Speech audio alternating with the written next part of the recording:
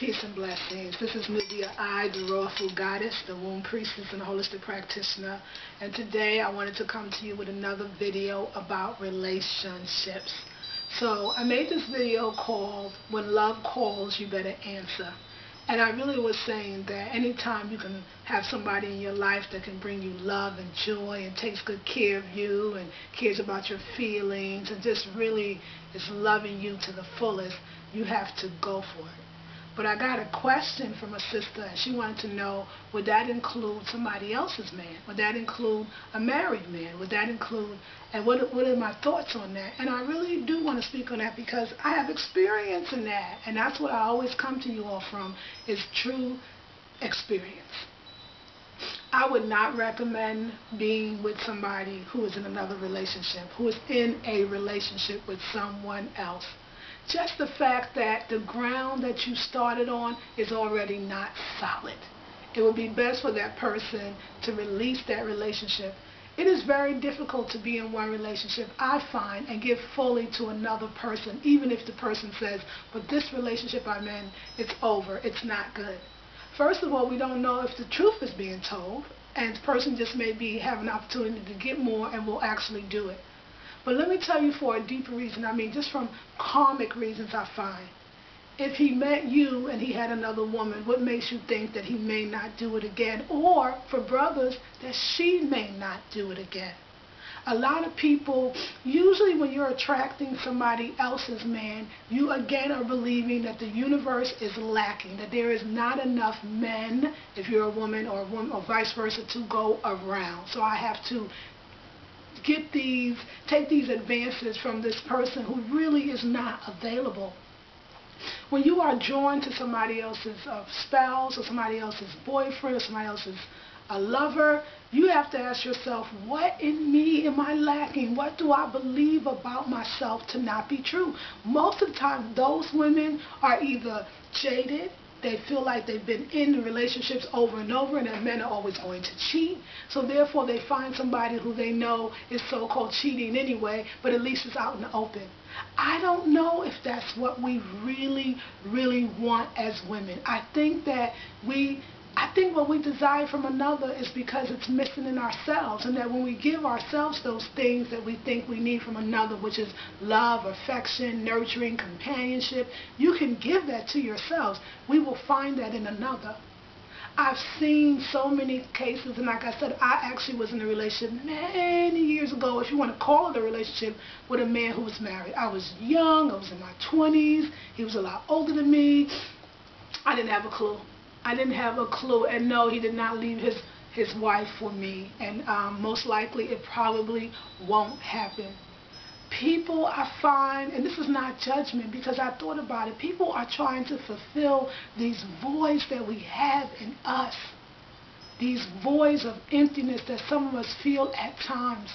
And it's okay, I say, to feel it. But if you could identify it and then fill that void with something loving and positive and that honors you.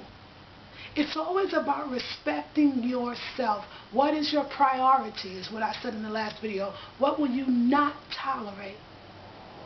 It's not the answer in another person. It's not the answer in the married man or the married woman. It's not the answer in the guy that is with somebody else or the sister that's with someone else. The answer is always in you.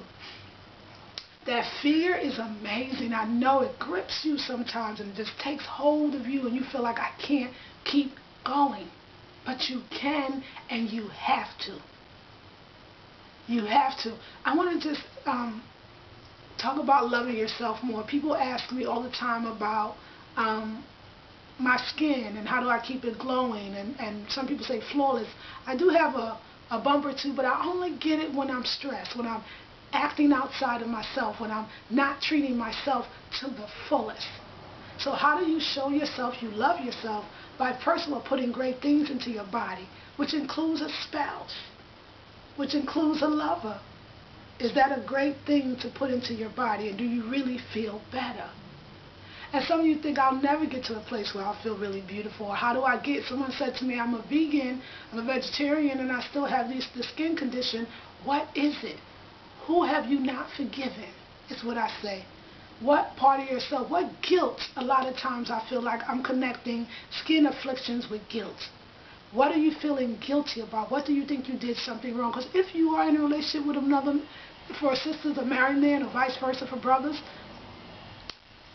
and you want to get out, but you're feeling guilty about being in the first place, or you've been in one and you got out but you still feel guilty, guilt is a useless emotion because it wreaks havoc on the body. And you can never change the situation. You can just learn from it. You're not wrong. We've been taught so many things and it's wrong too, it's wrong. I'm not going to say the word wrong as much as I possibly can. It was a decision that we made at a certain time in our lives, and so therefore that was the right decision then. Can we make better decisions? We have to. Also, I want to talk about the skin and my products and using my products. They work over time. Your skin will smooth out over time. So it's not just what you put in your body, it's what you put on the outside of your body. The reason why I'm using beauty in this relationship as an example is because a lot of us feel like if I was more beautiful, then I would take less, and I would not have people disrespect me, and I would feel better about myself, so I don't think somebody has to, complete me. But the fact is, you are beautiful now. It's the worthiness that I'm concerned about that a lot of us are missing.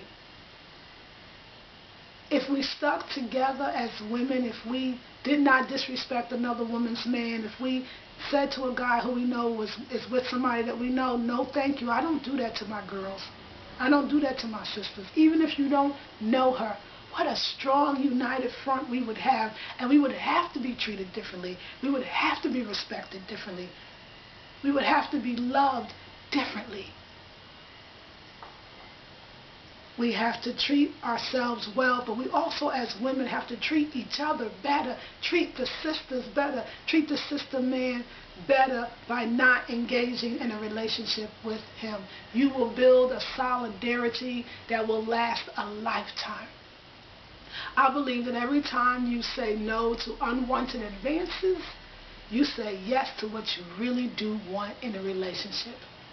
And what we do to others, it has to come back to us only because that's the law of attraction, right? What I put out, I get back. So we want to put out good things. And if we already done the deed, forgive yourself, move on, cleanse your wound, and keep on going. Yes, so anyway, my next video I'm going to talk about herbs, because people ask me about the herbs that I take and different ways to use herbs and herbal teas as a wash to cleanse and clean your entire spirit, body, and mind. This is Nubia I, the Royal Goddess, the womb priestess, and a holistic practitioner, and I'm sending you much respect. Ashe.